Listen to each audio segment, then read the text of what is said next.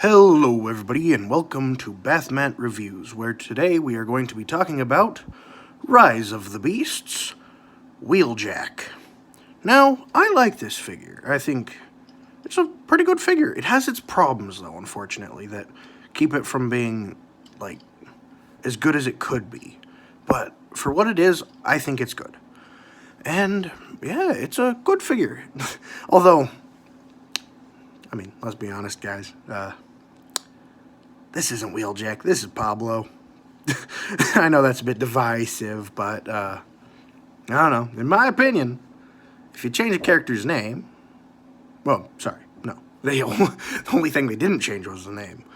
If you change his personality, his design, his alt mode... I mean, alt mode and design, it's weird, because some Transformers can do it, and it's the same, but others can't. Specifically Wheeljack, it seems like.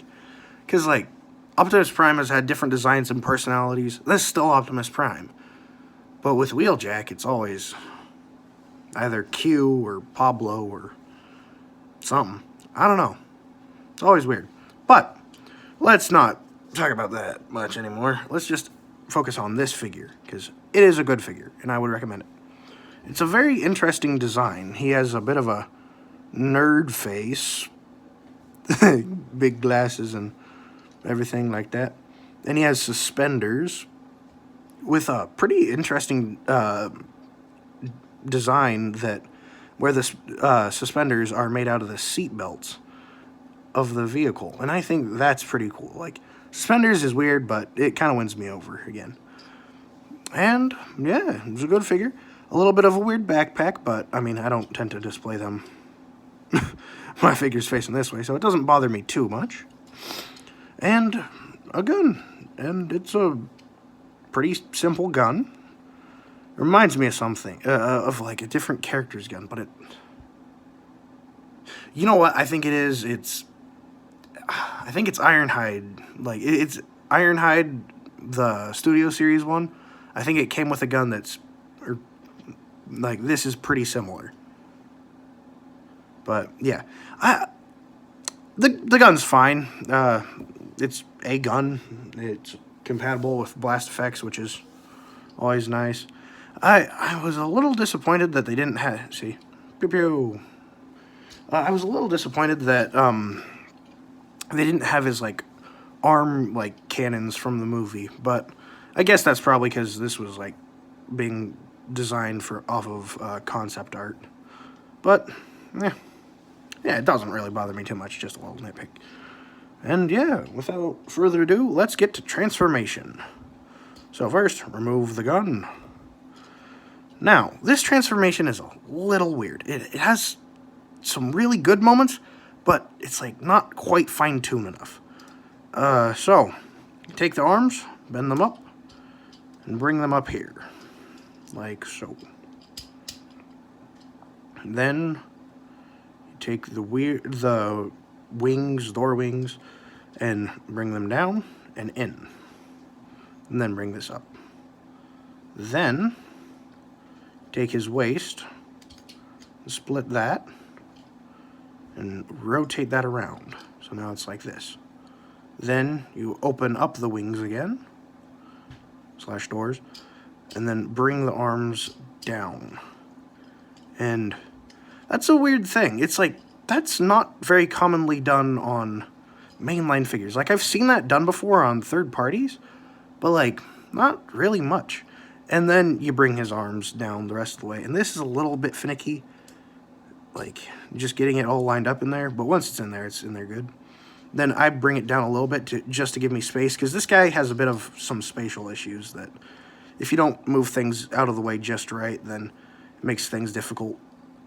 Then you can do the same on the other side. Come on. There we go. Then you take his backpack, open this up, bring that down, then close the doors up, and you have that part done. Then, what I do to give me as much space as possible is I rotate this way. Then you come down to the arms and flip out the roof part and close that up like that. Then you rotate this back, and since you can't rotate it the other way, you just kind of use the space given by this already being there to open that up, and then you can fold that in. And that's the easiest way that I found to do that. And then just get everything lined up right. Fold up the legs. Peg all this in and make sure that locks in. Rotate the leg, I guess, calf part of the leg around, knee, like knee to calf. The lower part of the foot, leg.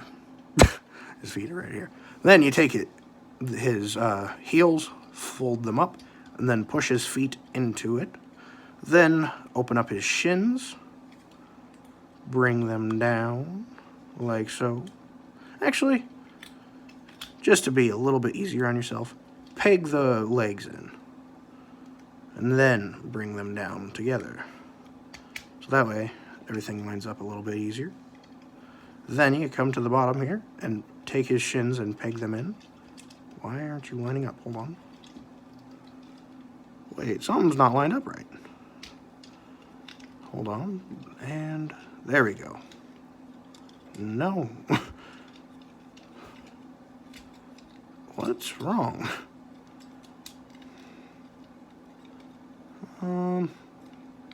Anyway, I think I got it. So, that's all lined up. Then close all this. Yep, there we go. Then you come back here, take the top of the roof, fold that up, and then slot that right on in. And you are done. And I think this is a pretty fun little van.